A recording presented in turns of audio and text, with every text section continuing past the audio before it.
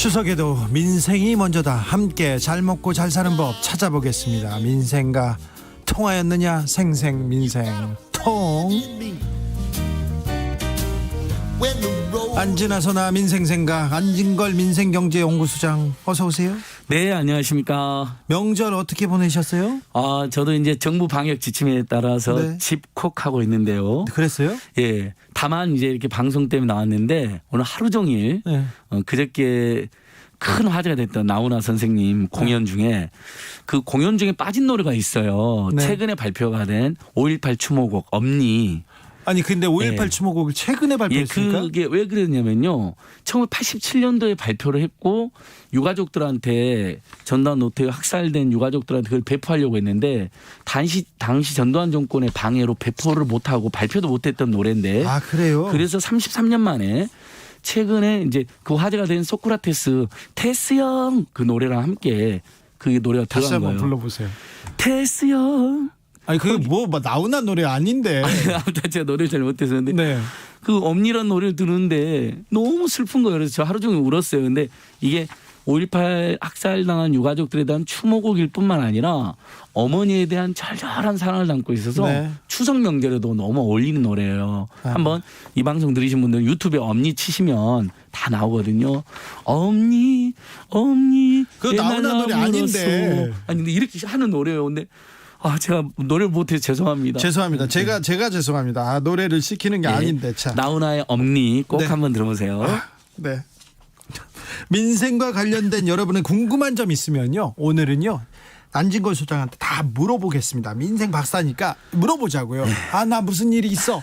나 임대차 보호법. 나 부동산 때문에 걱정이야. 이런 분들 다 물어보자고요. 그러면요. 저희가 척척 이게 대답해 드리겠습니다. 샵 9730 짧은 문자 50원이고요.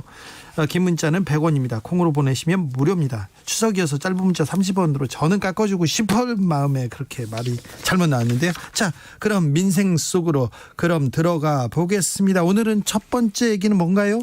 예, 이번 주에 저희들이 당군일의 사상 최악의 이해충돌 논란을 불러일으킨 네. 박덕금호원을 청년단체 또 시민단체 민생단체들이 2차로 공동 고발한 일이 있었습니다. 저는 이해충돌 이 문제에 대해서는 SBS가 굉장히 예. 열심히 보도할 줄 알았는데 다른 언론도 굉장히 그래서요. 중요한 문제여서 보도할 줄 알았는데 안 해요. 저희도 굉장히 문제의식을 느끼는 게요. 이제 이렇게 청년단체, 시민단체, 민생단체 이렇게 고발도 하고 왔는데요. 네. 이게 단순한 이해충돌이 아니라 그 금액이 3천억대, 4천억대, 많게는 5천억대 이르기 때문에 너무 규모가 크고요.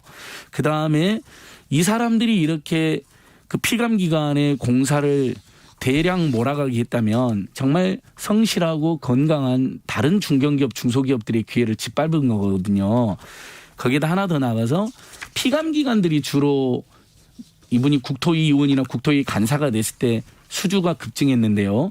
그렇다는 것은 결국은 이 사람의 직무를 노리고 뇌물을 준 거나 다름없는 심각한 범죄일 수가 있거든요.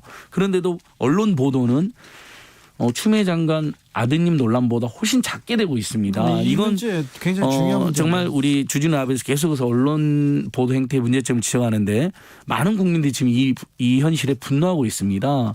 이 추석 기간 동안에도 아마 국민들 밥상에서는 이 이슈가 더 중요하게 거론될 거거든요. 지난해 네. 손혜원 전 의원의 이해충돌에 대해서 굉장히 뜨거운 화제가 됐는데 맞습니다. 적어도 그보다는 훨씬 더 그 뉴스밸류가 있어요. 훨씬 심각한 사건이고 이게 그냥 단순한 의혹이 아니라 아예 정부라든지 서울시에서 제출한 자료에 이분이 피감기관일 때 이분이 국토위원이나 간사일 때 공사 수주가 급증하고 신기술 사용료를 거액을 받아내는 게 확인이 된 내용이거든요. 네.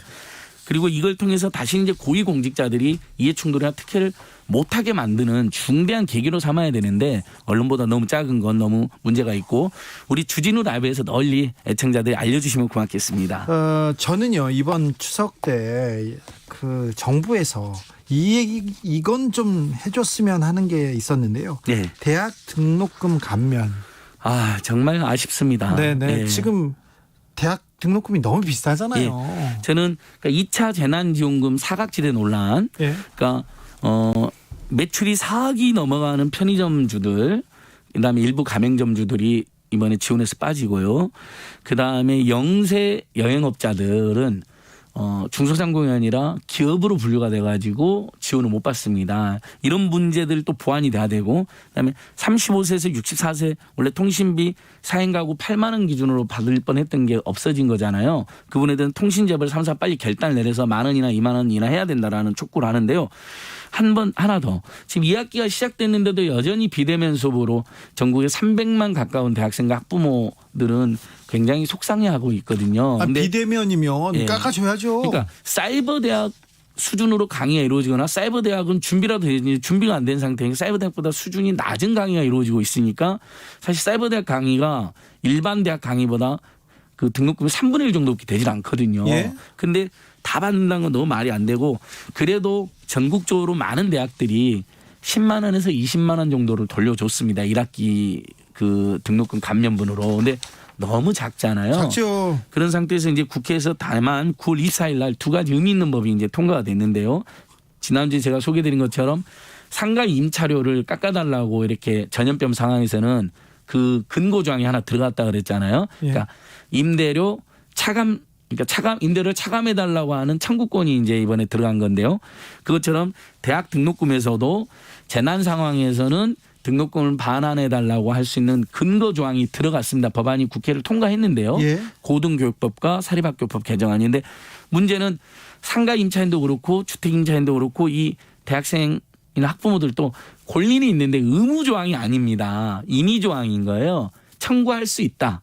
근데 이제 건물주나 대학 당국이 응하지 않으면 아무 소용이 없는 거죠. 근데 상가나 주택은 지난주에도 제가 말씀드린 것처럼 상가 임대차 분쟁조정위원회나 주택 임대차 분쟁조정위원회로 그걸 제소해서 돈도 안 들이고 신속하게 조정을 받을 수가 있습니다. 그래서 서울시에서 임대료 감액이 성사된 게 최근에 성사된 게 6건이라는 걸 제가 확인하고 왔습니다. 그런데 예. 대학 등록금은 어디 제소할 데가 없는 거예요. 소송을 해야 돼요. 지금 그래서 학생들이 1학기 때 소송하고 있잖아요. 다만 대학 등록금 심의위원회라는 제도가 있습니다. 대학 내에 대학의 재구성원들이 등록금 심의위원회에서 심의를 할 수 있는데, 이게 등록금이 예를 들면 20%를 감액해 줘야 된다, 환불해 줘야 된다, 이런 게 통과가 되기는 쉽지 않은 그런 상황이어서 추가적인 입법 노력과 문재인 정부가 대학들을 독촉을 해야 되는 거죠. 그렇죠. 좀 양심적으로 돌려줘라. 코로나 때문에 다 어렵습니다. 그런데 대학은 등록금 받아서 대학만 손해를 보지 않겠다고요? 맞습니다. 학생들이 이렇게 어려운데, 제가 그리고 다른 사람들 다 어려운데. 그러니까 제가 주 기자님하고 우리 이 라이브에서 계속 강조하는 게, 이런 위기 상황에서는 고통 분담과 상생을 제도화하자는 겁니다. 아니 대학이 예. 돈이 없으면 그러니까요. 말을 안 해요. 돈 그렇게 적립금 그렇게 많이 쌓아놓고 몇 천억씩 쌓아놓고. 전국의 모든 전문대학 4년제 대학 합쳐서 적립금이 법인이랑 학교랑 합치면 10조가 넘습니다. 그러니까 그래서 이번에 사립학교법 개정안도 하나 통과됐는데, 그렇게 쌓아오는 적립금에서 등록금을 환불해 줄 수 있는 근거 법률은 역시 통과는 됐어요. 근데 그것도 대학 당국이 결정을 안 하면 실효성이 없어서 근거 법률이 통과된 건 의미 있는 일이지만 추가적으로 대학들이 좀 사회적 책임을 다해야 된다. 저희들이 통신재벌 3사의 사회적 책임을 계속 촉구하는 것처럼요. 네. 그러니까 얼마 전에 게임업계에서는 PC방에 대해서 게임 비용을 안 받기로 결정을 했잖아요. 네. 그분들도 손해인데 그걸 결정한 거잖아요. 네, 같이 근데 지금 살아야죠. 대학 본부, 그다음에 통신재벌 3사 또는 그 편의점이나 프랜차이즈 본사들 책임을 안 지는 집단들이 있어요. 우리 지금 방송에서는 이건 정말 강력하게 제발 고통 분담하고 상생하자라고 촉구합니다. 네, 촉구해야 되겠습니다. 그런데 학생들이 모여서 이렇게 같이 부르짖을 수도 없고 좀 특단의 대책을 내야 되는데, 안진걸 소장님이 대학을 찾아다니면서 삭발하시는 건 어떠세요? 그렇게라도 한번 하겠습니다. 그러면 뜻 있는 교수나 강사들이 네. 10%에서 20%는 최소 환불해 줘야 된다. 20%에서 30% 환불해 줘야 된다는 행동을 조직해 보겠습니다. 대학교 앞에 가서 엄니 노래 부르시면 안 됩니다. 예. 2575님은 노래는 잘 들었습니다 얘기합니다. 심한선님 질문인데요. 법인 택시기사입니다. 예. 8월 30일 날 사표 냈어요. 예. 이번 지원금 신청 자격이 있나요? 자, 이게 굉장히 지금 중요한데 우리 기사님들이 많이 들으니까 지금 개인 택시, 법인 택시 지금 운전하고 계신 분들이 다 궁금해하는데, 지금 2차 재난지원금 744만 명에 3조 3천억이 이미 지급이 됐어요. 추석 전에. 네. 그러니까 못 받은 분들은 아쉽지만 이번 제도 설계가 더 어려운 분들 더 많이 주자는 거니까 우리가 이해를 하는 거잖아요. 근데 개인 택시는 못 받았다는 민원이 발생하는 이유가 개인 택시는 영업 금지나 영업 제한 업종이 아니라 소득이 조금이라도 줄어들어야 100만 원이 지급이 되는 거거든요. 그러니까 이건 추석 후에 입증하는 절차를 거쳐야 돼요. 그래서 조금만 기다려 주시고 개인 택시기사 중에도 소득이 줄어든 분요. 그다음에 법인 택시는 4차 추경안을 통과하면서 뒤늦게 추가가 됐잖아요. 네. 그래서 법인 택시도 추석 이후에 이제 감면이 되는데 그 기준이 명확하게 정해지지 않았어요. 다만 전체 법인 택시 기사들 중에 90% 이상이 그 100만 원을 받는 거로 설계가 되었는데 그렇다면 나머지 10%는 뭐냐? 5% 10%가 제외되는 것은 최근 그러니까 코로나 상황 2020년도에 법인 택시에 이러면 적은되어 있는데 실제 일을 안 한 분들은 빠지게 되어 있는 겁니다. 그래서 네. 방금 문자 주신 우리 애청자께서는 8월 30일까지 일을 하신 거잖아요. 최근까지 어렵게 일을 했잖아요. 소득도 많이 줄어들었을 거고. 네. 그러면 99% 100만 원을 받는다고 보시면 될 겁니다. 아, 네. 지금 지원금 신청 대상이 있는 다 대상이 되는 것 같습니다. 그러니까 회사에다 알아봐야 되나요? 예, 회사에도 알아보시고 그다음에 지금 자기가 지금 돈이 안 들어왔다거나 내가 대상인지 궁금해하는 분들이 있습니다. 네. 아슬아슬하게. 네. 힘내라 대한민국 콜센터 110번이 110번. 대표 전화로 지금 개설이 되어 있습니다. 네. 법인 택시는 회사 알아보시고 나머지 분들은 또 110으로 물어보시면 자기가 대상인 걸 알려줍니다. 그리고 대상인 분들이 이미 문자가 대부분 갔습니다. 네. 근데 그러니까 문자가 왔는데 이번에 못 받았다 그러면 추석 이후에 지급되는 거예요. 네. 대표적으로 중학교 중학생 학부모들은 추석 후에 지급이 됩니다. 네. 초등학교하고 미처아동은 추석 전에 지급이 됐습니다. 알겠습니다. 예. 내가 지원금 대상인가 신청 자격이 있나 이거 모르겠는 분들은요. 힘내라 대한민국 콜센터 110번 전국 공통이죠? 전국 공통입니다. 110번으로 해서 물어보면 됩니다. 6241님 질문입니다. 현재 아파트에서 2년 거주 후에 재계약하고 1년째 살고 있는데요. 전세 사시나 봐요. 1년 뒤 재계약 시 이번 개정 임차법 적용되는지요? 이렇게 물어봅니다. 무조건 적용됩니다. 근데 이미 이제 보통 우리나라 세입자들이 평균적으로 3년 정도를 사는데요. 그러니까 뭐냐면 현행 주택임대차법은 그전에 2년까지만 보호를 해줬잖아요. 근데 일부 건물주들은 한 번 더 살아라 해서 4년까지 사는 분들이 있었던 거예요. 그러니까 2년에 한 번 쫓겨나는 경우하고 한 번 더 계약해서 4년 후에 쫓겨나는 경우하고 합치니까 평균 3년 정도를 살았는데 방금 우리 세입자께서는 이미 기존에 재계약이 된 거잖아요. 2년에서 플러스 2년으로. 그건 그대로 인정이 되고 이번 주택임대차 보호법은 그 전에 2년을 살았던 4년을 살았던 6년을 살았던 묻지 않고 무조건 한 번의 계약갱신 청구권을 보장하니까 플러스 2가 또 가능한 거죠. 그래서 1년 반이 남았으면 1년 반 후에 2년이 연장이 되고 그 2년이 연장된 속에서는 5% 이상을 건물주께서 못 올리는 5% 룰이 적용이 됩니다. 네. 네. 근데 다만 이제 건물주께서 한 2% 정도라도 올려달라 그러는데 만약에 서로 경제상이 맞으면 2% 정도를 합의해서 더 사시면 되는 거죠. 알겠습니다. 그냥 적용되는 게 아니라 무조건 적용된다고 예, 합니다. 대신에 본인이 반드시 문자나 카톡이나로 계약갱신 청구를 하셔야 돼요. 예. 그걸 안 문자나 하면 그렇죠. 문자나 카톡으로 흔적이 남겨놔야 돼. 남아야 된다. 증거가 남아야 된다. 흔적을 남겨야 됩니다. 자, 구글 수수료 확대 논란으로 넘어가겠습니다. 요게 뭐예요? 구글이 이거 아주 심각한데요. 네. 자, 그동안 애플은 이미 인앱 결제 자기 애플 핸드폰을 쓰는 경우 아이폰 쓰시는 분. 경우 자기들 시스템에서 결제를 강제했고 예. 수수료를 30% 물렸습니다. 수수료가 예, 30%나 30%나 됐어요. 요새 세상에요? 예. 근데 구글은 개방형으로 해서 결제를 할 때 그 어플들이 엄청 깔려 있잖아요. 죄송한데 플레이스토어 개방향이 뭐예요? 그러니까 애플은 예를 들면 네. 개방형. 앱스토어를 운영하면서 예. 자 많은 IT 기업들이 앱을 설치를 하잖아요. 네. 그걸로 서비스를 우리가 받잖아요. 네, 다운받아서. 그때 폐쇄형으로 결제는 무조건 우리가 지정하는 곳으로 해야 돼. 아, 예. 그다음에 수수료 30% 무조건 물렸어요. 예. 그래서 무슨 음악을 한번 다운받는 서비스 같은 경우도 한 달에 13,000원으로 비싸요. 구글보다. 근데 구글은 예를 들면 강제를 안 했어요. 그것을 본인들이 알아서 결제를 해라. 그다음에 수수료도 알아서 해라는 거였어요. 그랬는데요. 그걸 갑자기 구글도 애플을 따라서 30% 모두 구글이 강제하는 시스템에서 결제를 하고 수수료를 30% 내라는 겁니다. 그러면 어떤 문제가 발생하냐면 아까 말씀드린 것처럼 만 원 정도 서비스를 이용하고 있는데 회사들이 30% 비용이 서로 발생한 거잖아요. 수수료. 30%면 그러면 엄청나죠. 당연히 그걸 누구한테 전가하겠어요? 소비자한테요. 기업들이. 회사들은 영업이익을 맞춰야 되니까 그러니까 어플을 통해서 서비스를 하는 회사들은 전부 다 소비자들에게 30% 정도 요금을 인상시킬 가능성이 매우 높은 것이죠. 무슨 뭐 앱툰 서비스도 그럴 수도 있고요. 음원 다운받는 서비스도 그럴 수도 있고.